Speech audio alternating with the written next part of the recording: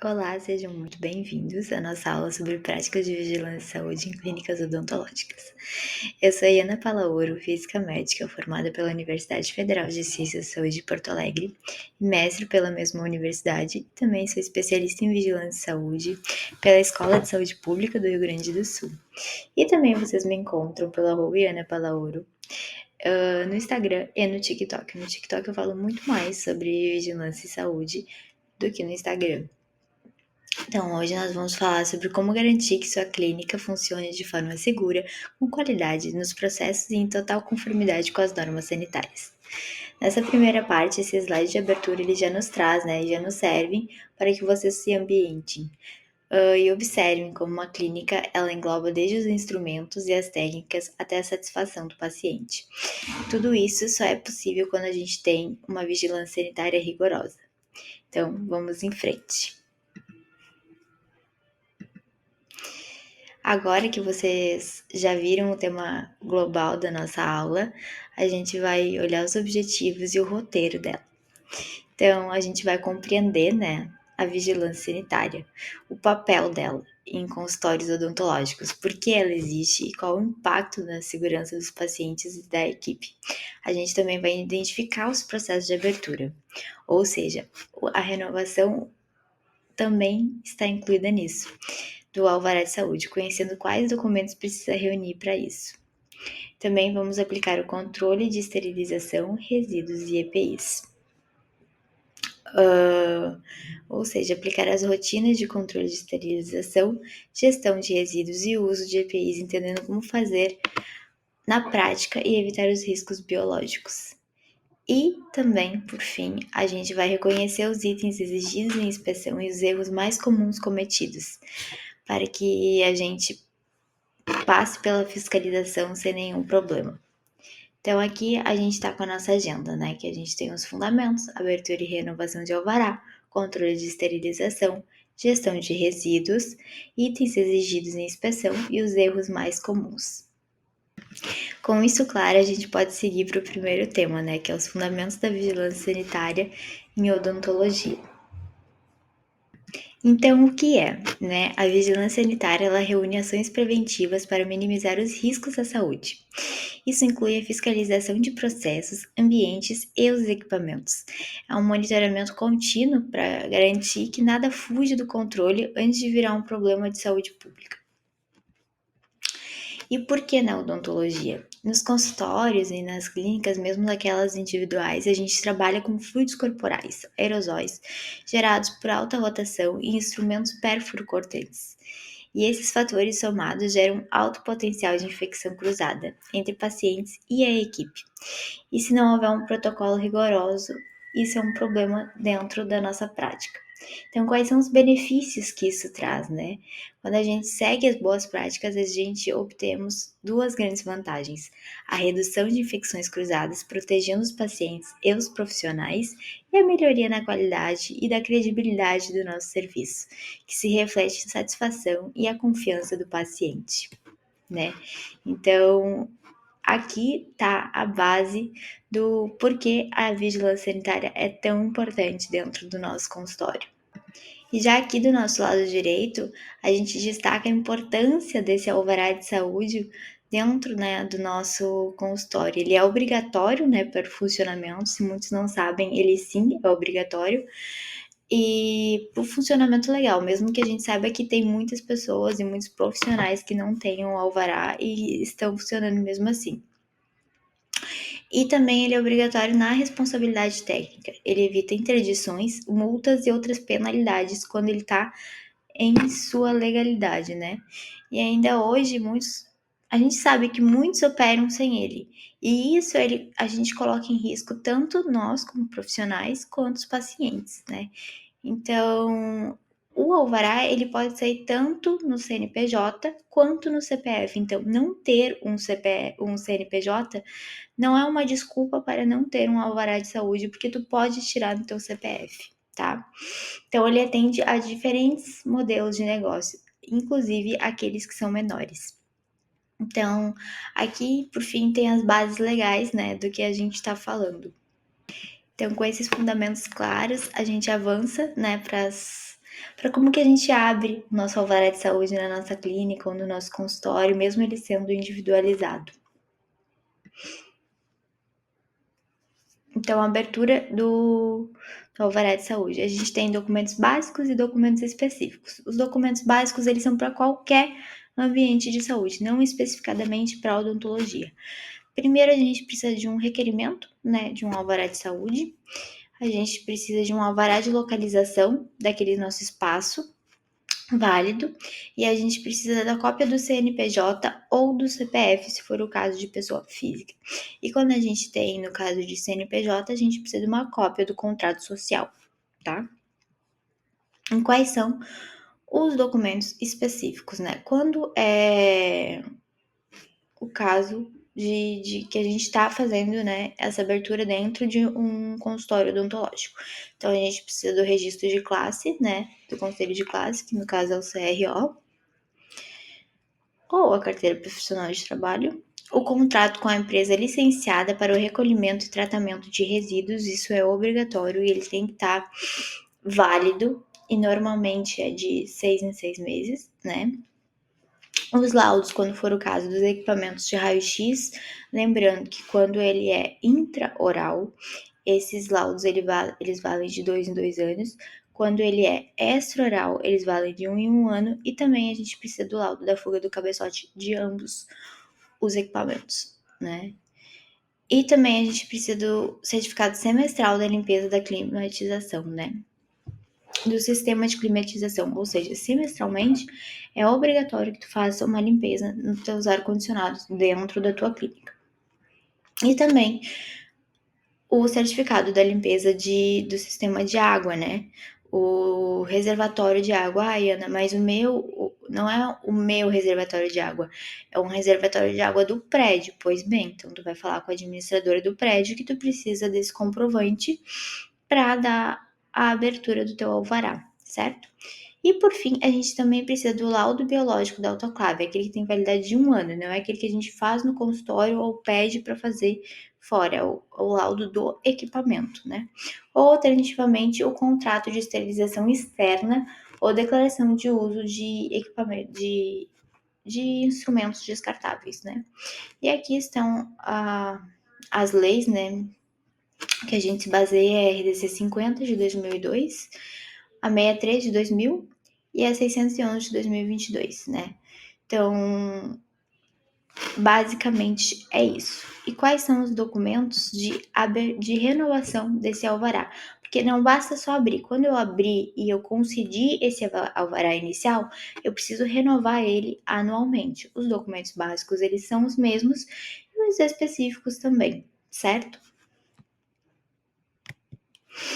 Então, a gente vem para uma parte da aula que é uma parte que eu gosto muito, que é aquela parte que, assim, uma das únicas coisas que fecha o teu consultório imediatamente é a parte de esterilização, lá na hora da inspeção sanitária.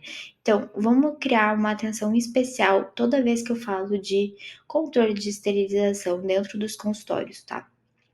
Então, agora a gente vai detalhar todo o processo de controle de esterilização, que é fundamental para a segurança de pacientes e da equipe, né? O ciclo padrão, né, na clínica, a gente programa geralmente a autoclave conforme a Anvisa de 121 graus por 15 minutos ou 134 graus por 3 minutos. Esses parâmetros eles estão na RDC 15 de 2012 e eles garantem, né, a destruição de esporos e micro-organismos resistentes, tá? Geralmente é isso. Os indicadores químicos para cada carga, eles inserem fitas ou tiras indicadores químicos dentro dos instrumentos, né? E esses indicadores, eles mudam de cor quando alcança a temperatura correta e a pressão correta, tá? E é nessa checagem visual imediata de que o ciclo atingiu os parâmetros mínimos desejados. O que é o teste biológico? O teste biológico, a cada dia de funcionamento, eles têm que ser realizados um teste biológico diário nos poros bacilos, né? Esporos bacilos estereotar, não lembro muito bem, mas é esporos bacilos. tá? E esse teste comprova de forma concreta que o equipamento está esterilizado efetivamente. Em um consultório único, de um dentista único, esse teste ele pode ser feito semanalmente, mas se é mais de um dentista atuando na clínica, ele é dito para fazer diariamente, né? Porque excepcionalmente, semanalmente, é só quando é um único dentista, tá? Então, esse teste biológico ele tem que ser documentado, né? E tem que ser aqui, ó, tá documentado e tu pode fazer ele dentro da clínica com a mini incubadora. Muitos eu entendo que não sabem que precisa ser feito, que nunca tinham visto esse teste na vida, mas é muito importante ler, porque esse teste biológico é o que fecha a tua clínica no auto de inspeção. Se tu não tem ele registrado, se tu não tem as tirinhas todas feitas, é o que vai fechar. E que mesmo que tu tenha um monte de paciente na tua recepção, vai mandar todo mundo embora até fazer esse teste e ver que tá tudo certo na tua autoclave, certo? Então, ele precisa ser registrado em planilha. Todos os ciclos e testes químicos e biológicos são lançados diariamente nessa planilha, com data, hora, nome de quem fez e o resultado. Esses registros eles criam um histórico completo e auditável pela vigilância sanitária em qualquer inspeção. Então, também tem que ter uma manutenção preventiva semestral, que é aquela que eu mencionei nas aberturas dos alvarás, que são independentes dos testes, tá? Que eles precisam garantir a calibragem do equipamento a cada 6 meses e trocarem, né, vedantes, filtros, realização de calibração geral, equipamentos desgastados e etc. Então, referente à base legal, é a RDC 15 de 2012, certo? Então, assim, esse slide é muito, muito, muito importante e eu espero que daqui para frente, quando eu fale de esterilização, vocês relembrem sobre isso, porque eu vou falar muitas vezes para realmente fixar esse conteúdo que é realmente muito importante tu fazer o teste biológico, o teste químico e registrar, certo? Esse registro ele tem que ser salvo durante 5 anos. Então, todo esse registro ele tem que ser salvo durante 5 anos e tem que estar disponível quando a vigilância solicitar. Agora vamos passando para a parte de gestão de resíduos, né? Um dos principais pontos também da fiscalização. O que é o grupo A? É o grupo de infectantes, tá? São os sacos vermelhos. Aqui vão materiais contaminados com sangue, fluidos corporais e objetos descartáveis que estiverem em contato direto com a cavidade oral, certo? Grupo E, pérfuro cortantes. Recipientes rígidos translúcidos, nosso famoso descarpaque. Ali vai agulhas, lâminas, brocas e quaisquer objetos capazes de perfurar o saco convencional. Eles devem ser usados para coletar esses, né, equipamentos rígidos específicos, normalmente translúcidos, identificados com símbolo de risco biológico, tá? Grupo D, comum, sacos pretos e marrons para orgânicos, verde e azul para reciclados. Papéis plásticos são contaminados e resíduos de escritório, por exemplo, né? Eles não oferecem risco infeccioso, mas também devem ser separados corretamente, com destinação adequada. E o fluxo de gerenciamento, como é que é? O caminho do resíduo ele deve ser contínuo, sem cruzar com áreas limpas, né? Então, a coleta interna do ponto de geração, o armazenamento em sala ou armário específico protegido, ele tem que ocorrer, tá? E o transporte por empresa licenciada, não pode simplesmente tu tirar o teu lixo do teu consultório e jogar no lixo comum lá da rua. Não, tu tem que ter uma empresa contratada porque tire o teu resíduo do teu consultório, tá certo? A destinação final em aterros ou unidades de tratamento aprovadas pelo órgão ambiental é feito por essa empresa contratada, certo? Então, esses cuidados essenciais, eles têm que existir, né?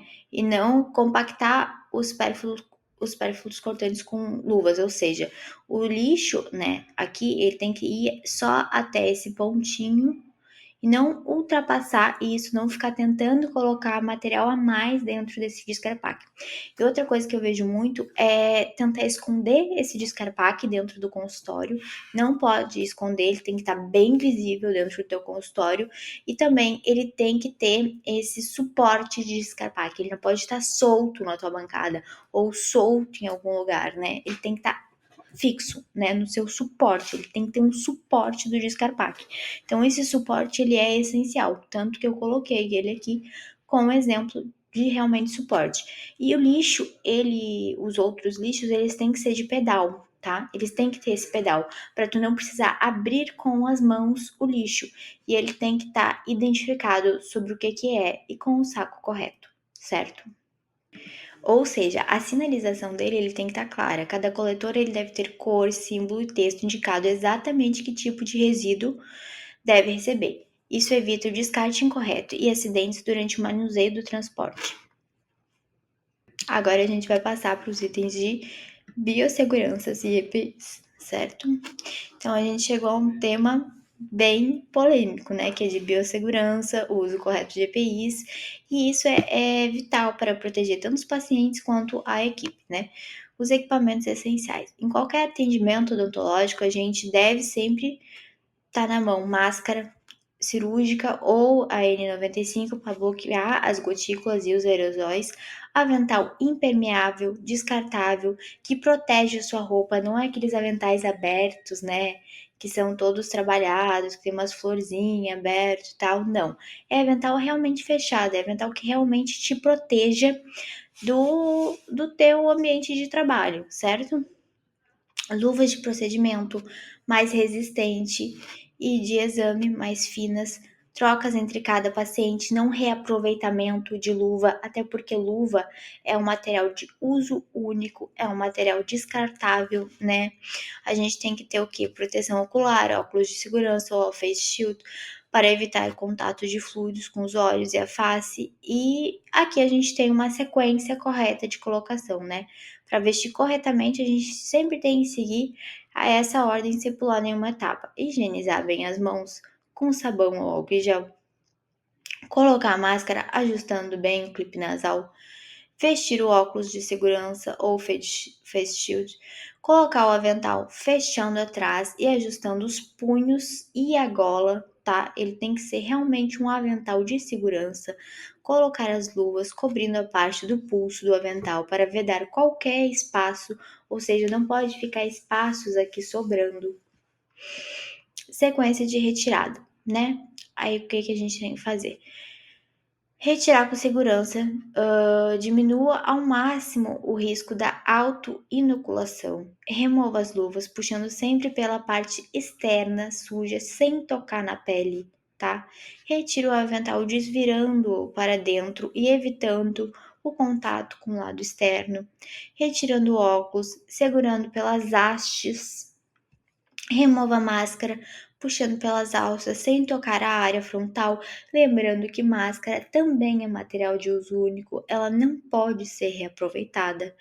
Higienizar as mãos imediatamente após o descarte dos EPIs, sim, eles são materiais descartáveis, né?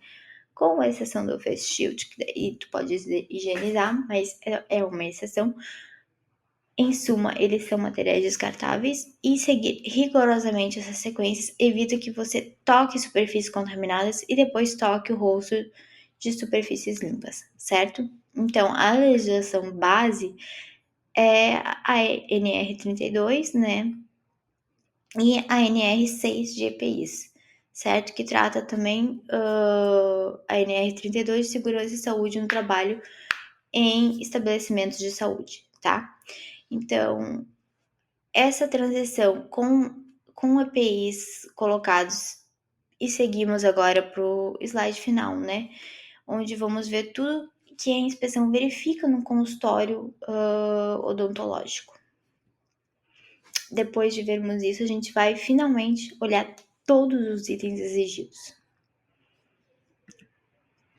Então, os itens exigidos na inspeção. Aqui eu fiz um resumo, tá? Não tem tudo, mas tem as principais coisas do que vão te exigir dentro da inspeção sanitária, né? Isso é um checklist, vamos dizer assim.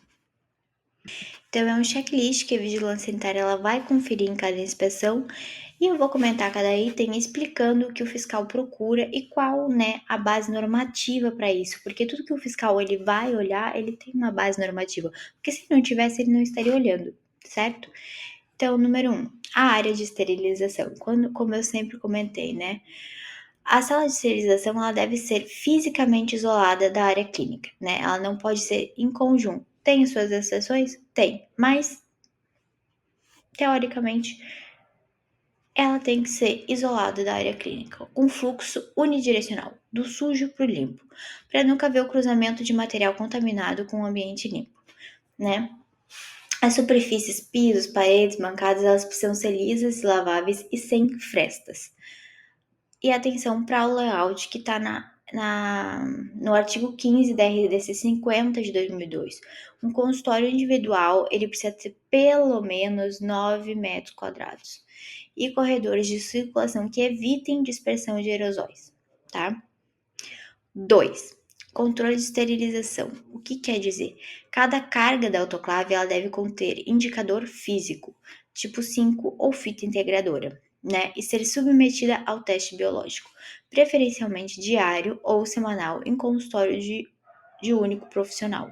Né? Mas a gente sabe que a maioria dos consultórios não é único profissional. Então já põe na tua cabeça que tem que fazer todos os dias, né? Porque isso é uma exceção, né? Os consultórios que só tem um profissional. Então, todo o ciclo teste precisa estar lançado em planilha com data, hora e operador. E o equipamento ele deve passar por manutenção e calibrações anuais, garantindo leituras corretas de temperatura e pressão, certo?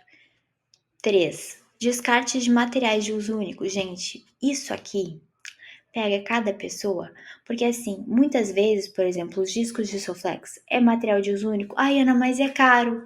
Eu sempre reaproveitei na faculdade, mas eles são materiais de uso único.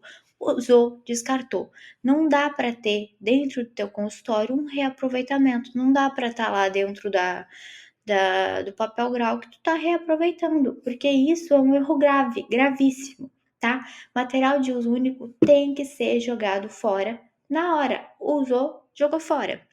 São o quê? Seringas, agulhas, sugadores, cânulas, protetores plásticos. Ai, cânulas são caras. São caras. É material de uso único, tá? Mesmo aquelas que dá para reprocessar, não é dentro do teu consultório que tu vai reprocessar. Então, tu não vai usar aquelas de metal, tu vai usar aquelas descartáveis, certo? Então, capas de cadeira, mangas de broca, devem ir coletor rígido translúcido, né? Do grupo E. Sem jamais reaproveitar luva. Luva não se reaproveita. Seringa não se reaproveita. Agulha não se reaproveita, né? Itens, né, contaminados com fluidos corporais não se reaproveitam, como gás, algodão.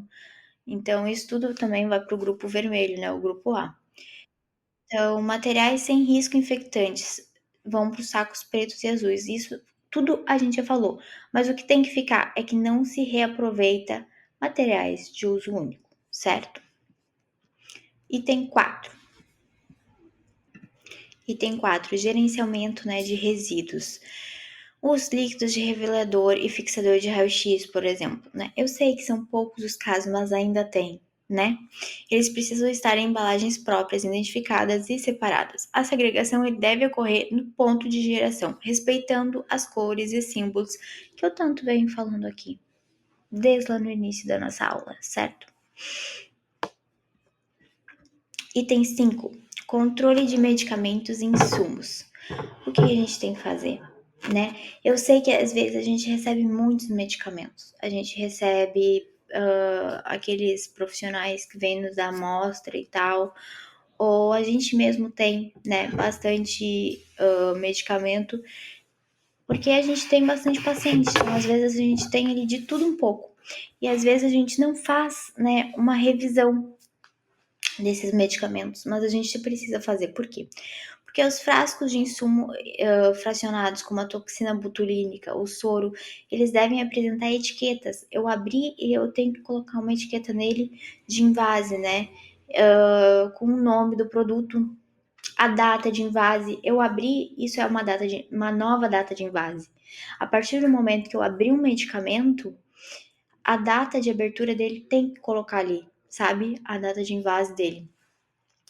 E a nova validade?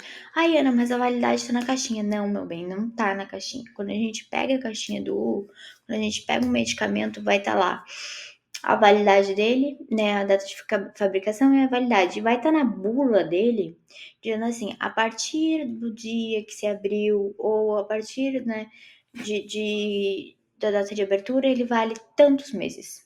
Ele vale tantos dias. Ah, Mariana, mas não tá dizendo isso. Ah, não tá dizendo? Então tu vai pegar e a validade dele vai dividir por 1/4. Essa é a nova validade dele. Ele não vale mais a validade que está escrita na caixinha dele a partir do momento que tu abriu ele. Então, por isso que a partir do momento que tu abre o medicamento, tu tem que colocar novamente uma nova etiqueta nele, escrevendo o nome dele, a data de abertura dele e a nova validade dele, certo?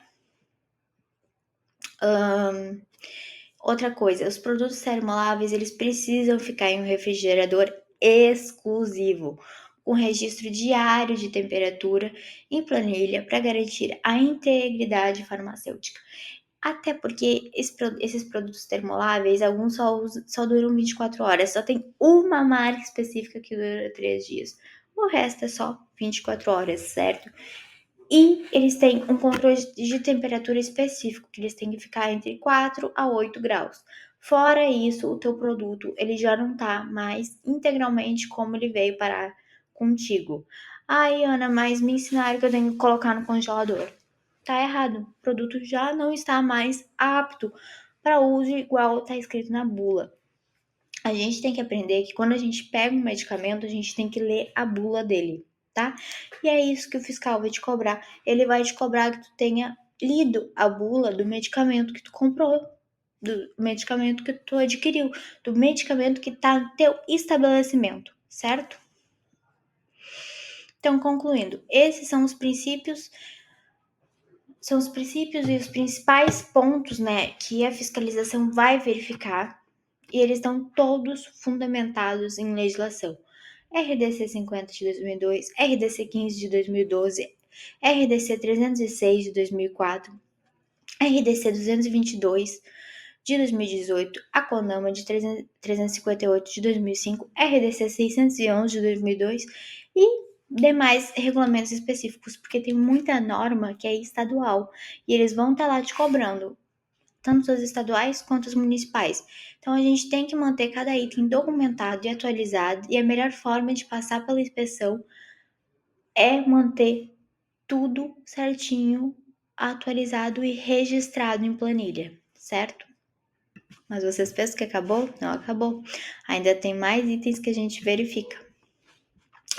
Então tá. Então, continuando. A disponibilidade e uso de EPIs, né? O fiscal ele ainda vai conferir se há máscaras, né, cirúrgicas ou N95, avental impermeável, descartável, luvas de procedimento e exames e proteção ocular. Ele vai conferir se vai ter isso e ele vai conferir se vai ter em quantidade adequada para o número de profissionais que estão ali naquele estabelecimento. Não basta ter uma, basta ter em quantidade específica de profissionais que estão ali trabalhando, certo? Então tem que ter, tenho 3 cadeiras. Tem que ter para 3 cadeiras. Ah, mas eu tenho 3 cadeiras em que 6 profissionais trabalham nela. Tem que ter específico para esses 3 profissionais. Então, assim, ó, tem que ter em quantidade suficiente para todos que trabalham ali, certo? O lavatório, desculpa. Ele tem que ser sem contato, né? É exigido lavatório com acionamento sem contato manual, equipado com dispenser de sabonete líquido e antisséptico, 70% para a higienização correta das mãos antes e depois do atendimento. Ou seja, não dá para ser aquelas torneiras que tu pega com a tua mão e tu abre. Não, ele tem que ser sem o acionamento manual, tá? E é obrigatório o lavatório dentro do consultório. A captação de ar do compressor e ralos, como é que ela tem que ser, né? A tomada do ar do compressor, ela deve estar livre de óleo e contaminantes, e todos os ralos presentes no ambiente, eles devem ser telados, evitando a entrada de insetos, pragas e o acúmulo de sujeira. Ai, Ana, por quê? Porque tá na norma que os ralos têm que ser telados para não ter inseto dentro do teu consultório, certo? As salas de atendimento. Somente objetos laváveis pode ficar na sala clínica. A cadeira, os armários, demais superfícies precisam ser revestidos com material impermeável. E não são permitidos tecidos, carpetes ou estofados não descartáveis. Ou seja, tudo precisa ser lavável. Inclusive, não pode ter planta, não pode ter cheirinho, não pode ter brinquedo. Eu sei que muitos né, profissionais deixam brinquedo para crianças. Não pode, tá? Não pode ter tapete. E todos esses procedimentos operacionais, padrões do teu consultório, ele tem que estar documentado, né? Todos os fluxos de trabalho, ele tem que estar documentado. Os EPIs, as limpezas de superfícies, os descartes de resíduos, eles devem estar escritos em manuais, que são os POPs, e disponíveis para consulta da equipe dos profissionais do teu consultório e para consulta dos fiscais, certo? E agora a gente vai chegar naquele momento que eu adoro, que são mostrar fotos reais, né, de consultórios reais que já estivemos, para mostrar o que está certo, o que está errado, o porquê está errado, o porquê está certo, quais são os erros mais comuns cometidos dentro de consultórios, certo? Mas antes disso eu vou frisar, né, que eu não frisei ali o último item do slide aqui, ó. Os insumos termoláveis, como toxinas, soros e reagentes, devem estar em geladeiras dedicadas exclusivas, ou seja, não pode misturar uma geladeira alimento e medicamento. Tem que ser uma geladeira exclusiva para medicamentos odontológicos e outras geladeiras exclusivas para alimentos, se tiver copa, certo? E também, né, as áreas onde preparam medicamentos ou materiais sensíveis devem estar livres de alimentos, né? Não pode ser no mesmo espaço. Livre de alimentos, pastas, documentos e qualquer itens que não sejam relacionados ao atendimento para evitar essa contaminação cruzada. Desculpa, eu tinha esquecido porque eu fiquei emocionada achando que a gente já ia para o próximo item. E com essas condições de biossegurança e infraestrutura, a gente agora vai passar para o próximo item, tá? Então, vamos lá. Os erros mais comuns, a gente vai apontar exatamente o que está incorreto em termos de vigilância sanitária em instrumentos expostos sobre a bancada, canto superior e etc, tá? Então, vamos começar. A primeira coisa que a gente vê é que tá tudo muito amontoado, né? Sem embalagem protetora, ficando expostos a poeira e aerosóis, né? Primeira coisa que a gente nota é que isso aqui, ó, tá tudo muito, muito, muito amontoado, né? Então, qual que é o risco? A gente perde total a garantia da esterilidade e qualquer uso ali configura contaminação cruzada imediata, certo? Os instrumentos guardados em gavetas, né? Qual que é o erro? Também a gente perde a garantia da esterilidade, não tem como a gente saber. E aqui também tem itens de uso único guardados. Isso aqui tem que ser jogado, ó, no lixo, tá? Isso aqui, ó. Eu sei que tem muito consultório que tem isso aqui. Se eu pudesse apostar, eu diria que 90% dos consultórios aqui de quem tá me ouvindo tem isso aqui. Tá bem assim, em cima da tua bancada. Qual que é o erro? Os alicates e espelhos foram autoclavados, mas depois guardados soltos em gavetas e embalagens. Ou eles nem foram parar dentro da autoclave. E qual que é o risco? Aqui a gente está sem uma barreira estéreo, não existe uma barreira estéreo, né? Tá tudo contaminado novamente. Aí todos os alicates estão contaminados. Aí, Ana, mas assim, por que que tu tá dizendo, né, que tá contaminado? Porque assim, eu nem uso dentro da boca do paciente, eu só uso para cortar o fio. Aí é que tá o problema.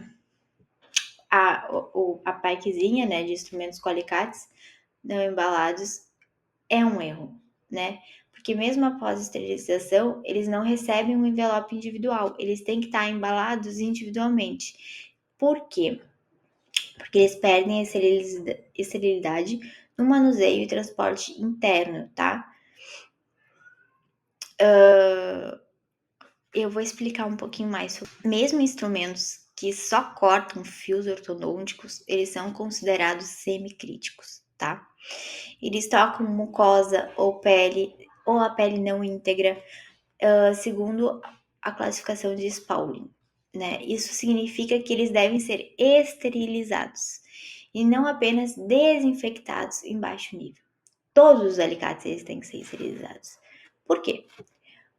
Contato com fluidos e mucosas. Ao cortar o arco, o alicate toca diretamente a mucosa, né? A saliva e frequentemente pequenas gotículas de sangue. Mesmo que a gente não consiga olhar, visualizar, em microtraumas, né?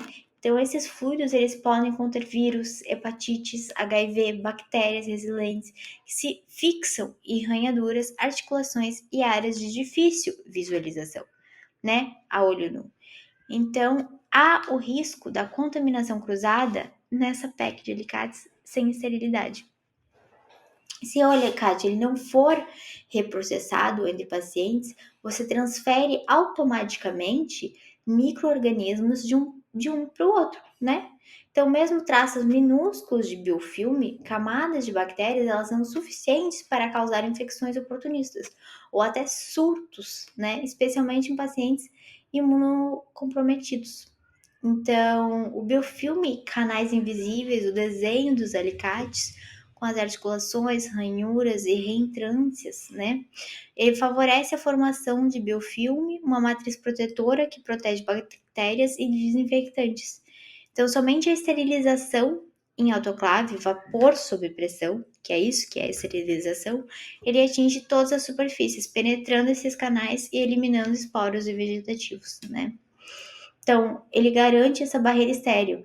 Quando você embala cada alicate dentro do papel grau autoclavável e processa segundo os ciclos da RDC 15 de 2012. Então, é fundamental que tu esterilize um por um, certo? Aí, Ana, mas vai perder o fio. Pois manda o alicate fazer o fio de novo. Mas assim tu não pode deixar. Assim tá errado. E assim tu vai ser notificado pela vigilância sanitária, certo? Vamos continuar então. Então, outros erros aqui, né? Olha ali o que eu tinha te falado dos discos de Soflex. É uso único. Joga fora. Luva, joga fora. Usou, jogou fora. Papel grau não pode ser reaproveitado de jeito nenhum, entendeu? Usou uma vez, jogou fora. Isso aqui, ó, tudo individualmente tem que ser reprocessado, tá? Não pode estar assim, porque assim exposto não está esterilizado. Então, vamos reprisar? Tudo isso aqui, ó, tem que ser processado individualmente. Isso aqui tem que ser jogado tudo fora, porque é tudo material de uso único, certo? Vamos pro próximo. E o que que tá certo aqui? Então, nesse slide, as imagens elas ilustram as boas práticas e a manutenção da esterilidade nos instrumentos. Veja ponto a ponto, porque cada foto está correta da embalagem individual. Cada alicate e espelho está dentro do papel grau, né? Autoclavável, sem mais de um item por embalagem. Isso evita o risco de área vazia na bolsa e garante o contato total do vapor entre todas as superfícies. E o papel grau, ele não está reaproveitado, ele está fechado, né? Muito bem fechado, ele tá cada um individualizado, aqui também cada um individualizado, ele não tá aquela bagunça toda que a gente estava vendo no slide anterior. Né? Isso que eu estava querendo dizer, a selagem está adequada. Observe as bordas bem fundidas na seladora térmica, né? O lacre é uniforme, sem áreas abertas ou amassadas. Uma selagem consistente mantém o interior estéril até o uso, né? Então, tem que ter a etiqueta e a identificação. A gente vê aqui que ele está identificado. Tá vendo aqui o lote? A gente consegue enxergar o lote do material.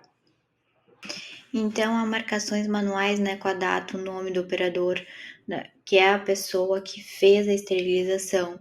Esse rótulo permite rastrear o ciclo de esterilização e identificar rapidamente quando um instrumento expira, obedecendo o princípio de primeiro a vencer, primeiro a usar, né? Organização e armazenamento. Os papéis graus eles estão, né, dispostos ordenadamente em gavetas ou bandejas protegidos de poeira, né, não estão com contato com sujeira.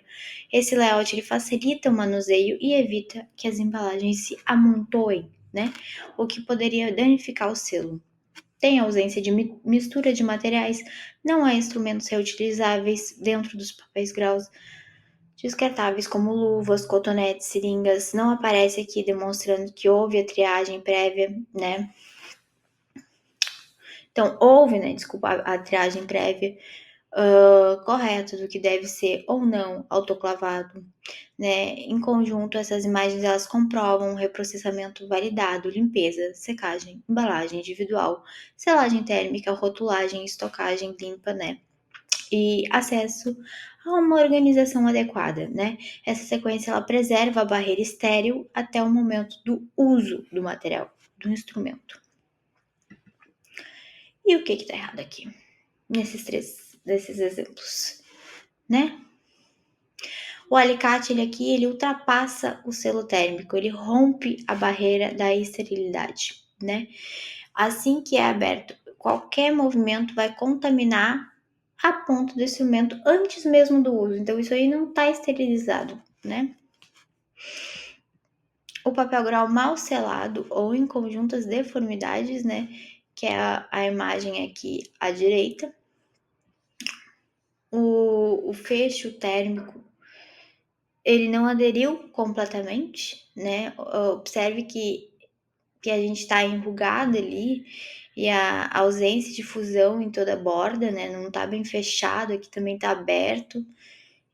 E daí, quando não está aberto, qualquer coisa ela falha e ela abre aquele papel grau, então não fica esterilizado e permite o ingresso de micro-organismos, anulando o ciclo da esterilização.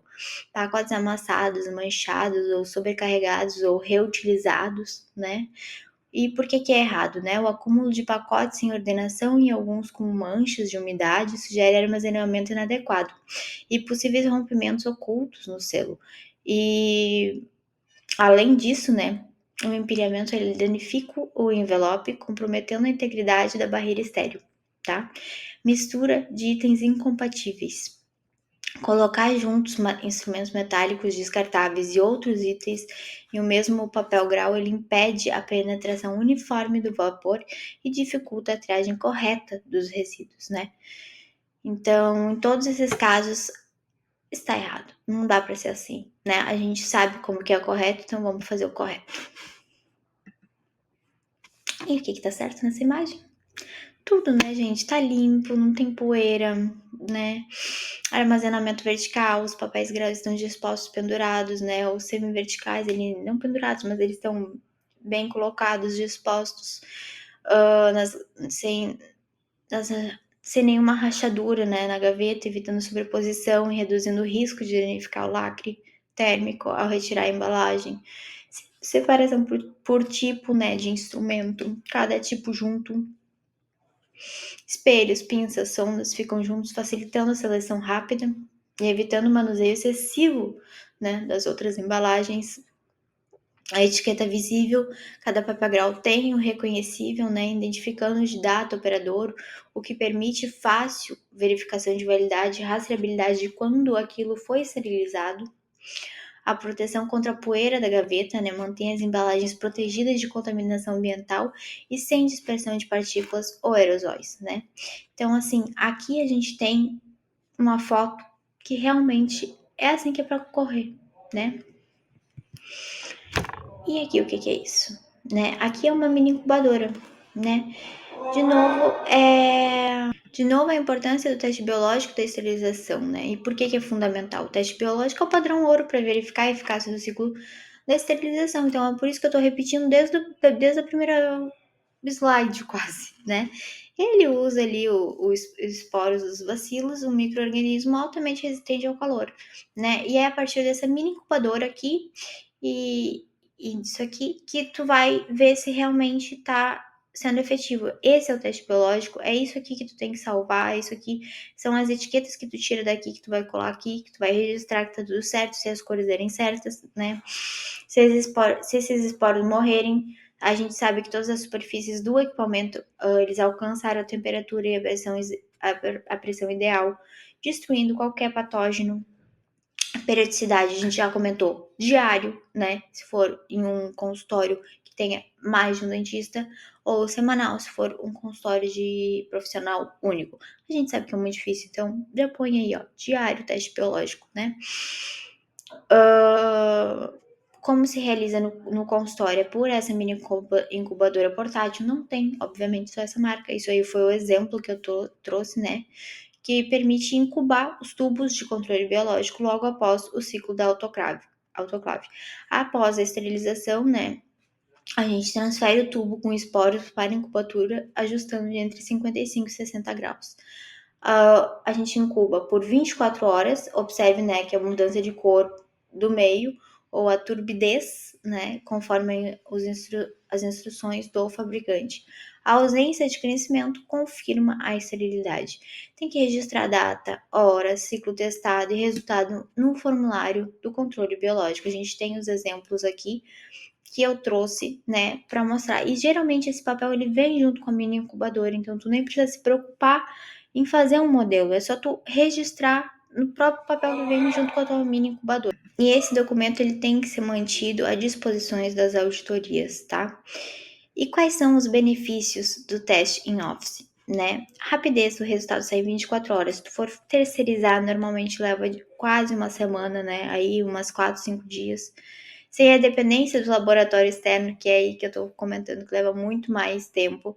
Autonomia, a gente garante, né, o monitoramento contínuo dos processos, documentação imediata, facilita a conformidade com a RDC 15 de 2012 e que exige essa comprovação da validade da esterilização, né? E manter, né, o teste biológico em dia, que é indispensável para a segurança do paciente e a credibilidade da clínica, né? E a conformidade com as normas da vigilância sanitária. Então, continuando, né? Aqui, né, a gente está quase chegando ao fim da nossa aula. A sala de apoio multifuncional, né? Canto superior ali esquerdo. Qual que é o erro, né? Café, micro-ondas, roupas e material de limpeza misturado ao espaço de esterilização e armazenamento de insumo, né? Tudo tá errado, né? Nem paninho se usa, né, na área de esterilização. Quebra completa da segregação entre área limpa e área suja, doméstica, né? Favorecendo a contaminação cruzada de superfícies e instrumentos. Mini incubadora sobre a coluna estável, topo segundo, né? O topo ali segundo da esquerda. Incubadora de teste biológico apoiada sobre baldes e cobertos por tecido sem a bancada limpa, né? Por que é errado? Risco de queda, contaminação com poeira e respingos de pia. A incubadora deve ficar em local fixo e protegido e livre de contaminantes. Pia de pé, lavagem desorganizada, topo terceira à esquerda, né? Erro, as bandejas de instrumentos estão sujas, né? Empilhadas dentro e ao redor da pia, sem área dedicada para a área suja. Não há um fluxo de sujo para limpo, né? Os instrumentos contaminados, eles não podem ficar expostos ou tocar em superfícies que depois receberão material limpo. O acúmulo de roupa e EPIs em prateleiras, né, no canto ali direito, no topo. Aventais, jalecos e materiais, pessoal, guardados juntos, insumos, tá tudo aí misturado, uma loucura. Os tecidos armazenados, eles liberam fibras e poeiras contaminadas em insumos e instrumentos prontos para uso, né? A bancada de limpeza improvisada, fundo do canto esquerdo ali. Porque é errado, pia multiuso, servindo para descarte de resíduo, lavagem de material, de limpeza, de instrumentos, sem pia exclusiva para lavagem, para pré-lavagem, né? Isso tá muito errado. Todos os resíduos químicos, orgânicos, água de limpeza, eles devem ter fluxo separado, pia de esterilização precisa ser exclusiva e sinalizada, mesa de reprocessamento desordenada, fundo centro, né, ali da direita, os instrumentos descartáveis e itens de limpeza misturados sobre a mesma superfície e sem separação ou embalagens, né? E por que tá errado? Porque confunde as etapas do reprocessamento, né? Limpeza, embalagem, esterilização e elimina qualquer controle de rastreabilidade e higiene. Ali a gente tem um depósito de insumos e equipamentos no fundo, né, do canto ali direito, e o corredor e o armário abarrotados de caixa, né, sem corredor de acesso livre ou sinalização de área limpa, dificulta a limpeza regular, adequada de pessoas, de materiais e contradiz o layout sanitário da RDC 50 de 2002, né, que exige a circulação e manutenção de áreas higienizáveis. Como corrigir? Segregar fisicamente as áreas limpas de esterilização e uso clínico, né? Manter as bancadas e pias exclusivas sem funções misturadas. Guardar utensílios e EPIs em armários fechados, longe de insumos e instrumentos. Organizar o fluxo sujo, limpo, esterilizado, uso e sinalizar claramente cada setor, tá? E por fim a gente vê aqui um fluxo como deve ser fluxo, né? Essa imagem ela mostra um exemplo de área de esterilização organizada em conformidade por vários motivos, né? A bancada em granito liso e lavável, superfície sem reentrâncias, né? Nem juntas aparentes, facilitando a limpeza e a desinfecção, conforme a RDC 50 exige. Duas pias distintas, uma para pré-lavagem, que é o sujo, né? Que seria aqui, e outra para enxágue e finalização, que é o limpo, garantindo o fluxo unidirecional e evitando o cruzamento de contaminação, né? Acionamento sem contato, né? A gente vê ali que a pia ela aciona sem o contato das mãos. Os dispensers de papel, toalha e sabonete instalados acima da pia, permitindo a higienização das mãos sem tocar as torneiras. A autoclave e a seladora de embalagens, né? Estão onde deveriam estar. Equipamentos colocados sobre bancada fixa, longe de respingos diretos, garantindo a segurança elétrica e ambiental. Coletor de pérfuro constantes posicionado de maneira clara e onde se vê. Só tem um item errado aí, que é o quê? Tá faltando o suporte dele, né? Não tem o suporte do pérfuro cortante. Esse é o único erro dessa imagem, tá? E armários fechados, gavetas etiquetadas, insumos e instrumentos limpos, né? Enfim, gente, essa área é exclusiva para reprocessamento e tá super adequada e é assim que temos que seguir, né? Com nossos consultórios limpos, com fluxo unidirecional e nos mantendo sempre da melhor maneira possível para atendermos nossos pacientes, certo? Espero que tenham gostado, né? Aqui eu deixo de novo meus contatos e aqui que eu posto várias coisinhas de vigilância sanitária, por isso que eu botei o print, certo? Obrigado, tchau, tchau.